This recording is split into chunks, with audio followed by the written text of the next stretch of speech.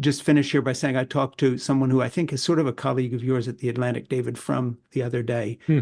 I interviewed David, and we had a wonderful discussion about his Jewish background and his writing, and an article he had written for the Atlantic on not bullying people in this whole context of demonstrations pro and con on Israel and Hamas and so forth.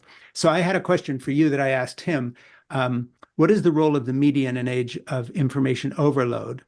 And I would like to have you Hmm. back in the new year to talk more with you about this and other things. But just, you're a reporter. Let's end there, not on your book, but just that. What is the role of the media in an age of information overload in which you're operating as a journalist? Forget the book for a minute, but just everything you do. Boy, that's a big question, and it's an important one, obviously, because um, I talk about this in the book. It's unavoidable when Yeah. you think about it in the context of what's happened in the church. Everyone now is swimming in information. Much of it, much of it. I wouldn't even say much of it bad, just much of it unreliable. Much of it, one of the great luxuries that David and I have working at the Atlantic is we have a team of dedicated fact checkers. That's Mm. all they do all day long, every day. They come to work and they make sure that every clause of every sentence of every paragraph is factual, that it's right and that it's backed up. And I stress that because having worked in major media for going on 20 years now, a lot of large national organizations, so much of the incentive system in modern media is built around speed, Mm. and you're measured in quantity, not in quality, and you are racing to be not only the fastest, but the sort of the snarkiest at times, Mm. the most provocative, you need a headline that's going to be distinctive from the rest. And so you know, the concern I have in the information age, and this is informed both by my professional duties as well as what I view as my spiritual duties around this idea of discernment. I mean, discernment very much being a biblical principle, understanding how to process information, because as you probably appreciate better than most, Frank, you know, there are many, many, many people who believe that the story of this vagrant preacher from Galilee Mm. being executed by the state of Rome and then rising 3 days later and starting a movement to change the world. A lot of people think that that's a conspiracy theory, right? Mm. The problem becomes especially pronounced inside the church when you have people who are, on the one hand, going out into the world proclaiming that story to be true, and Mm. simultaneously proclaiming that Bill Gates is controlling you with a vaccine, Right. or If not the that Queen of England as well, back or, in the. right.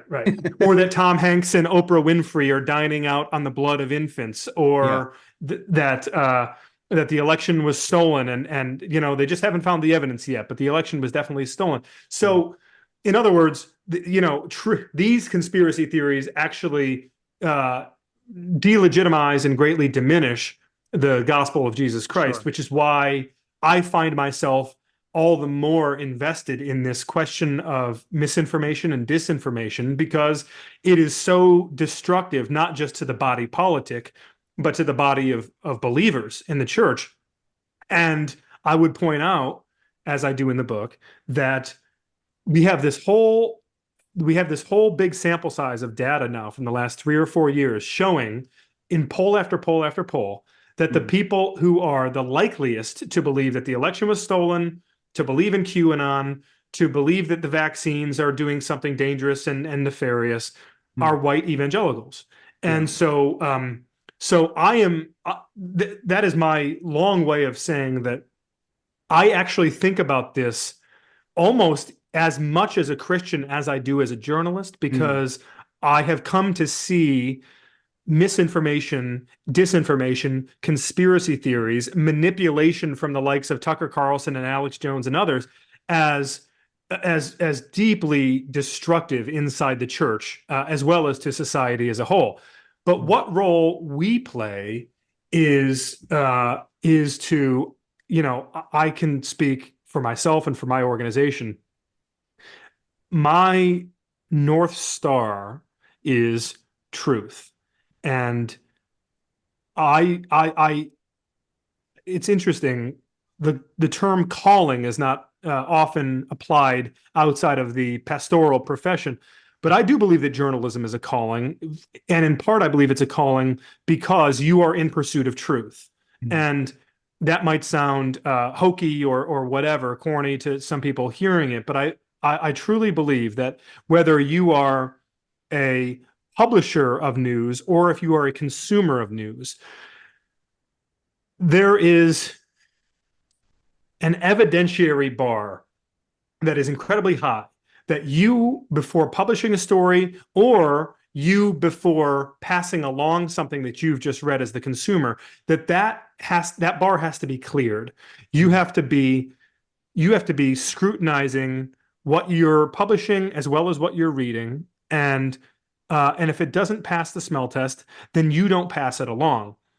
Now, if that sounds reductive and simplistic, probably it's because it is, but I find that much of this disinformation, misinformation battle that we're fighting is as a result of not just the gullible consumer at an individual level, but the sort of the universe that exists in which the gullible consumers connect and interface and engage and share bad information. And so I'm not of the belief that at this stage there's any chance of us kind of turning off the spigot and keeping at bay all the bad information, or cutting it off completely. But I am very much invested in this idea of trying to mitigate the damage and minimizing the spread of bad information. And that, I believe, actually does come back to sort of an education campaign, reaching individuals who consume news, helping them to be more aware of what to look for, who they can probably trust, what they probably shouldn't trust, or at the very least, what are the alarm bells that should be tripping when they read a certain thing. But that is a long campaign, Frank. And I think between the rise of now artificial intelligence and a lot of the deceptive practices that are starting to emerge, and this is like the next frontier here, but around fake videos, fake photos, fake voice synthesizers, all of those sorts of things. This is actually going to get a lot worse before it gets better. And so I always try to encourage, whether it's just friends and family sitting around having a beer talking about this, I always try to encourage people that, like, you have to have your own personal filter, your own system for processing. If you insist on reading Uncle Joe's Facebook feed, that's fine, but like, you should have eyes wide open about who Uncle Joe is and where he's getting his information and what his motives are. But I think, if we're being honest, this epistemological crisis that we're living through here is in many ways at the heart of what you were describing earlier, as far as the kind of the global march of authoritarianism and the weaponizing of religion to dominate the cultures, and like, because it starts with bad information, and it starts with information that is manipulated and propagandized and force-fed through channels that convince you that they're on your side. And I struggle personally, as a member of the quote unquote liberal mainstream media, whatever, like, I struggle to get, certain friends, family members to even read something that I've written, and they've known me their entire life. Right. Yeah. And so it strikes me as very much an uphill battle, but one that we have to continue to fight nonetheless.